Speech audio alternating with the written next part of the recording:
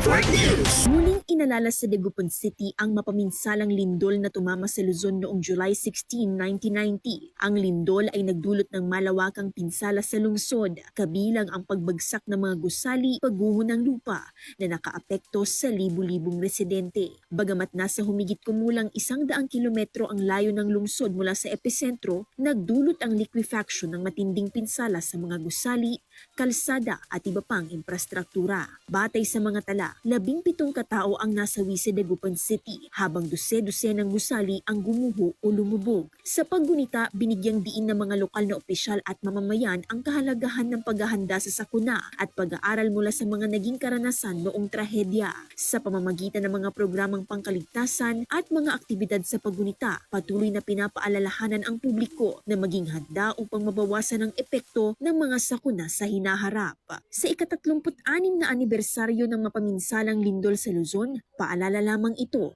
na hindi man natin malaman ang araw at oras ng paggalaw ng lupa, kaya naman nating isalba ang ating buhay basta lagi tayong alerto at handa. Kasama mo na rito sa IFM Dagupan, ito si Idol Joanna De Vera, Tatak RMN. RMN Network News.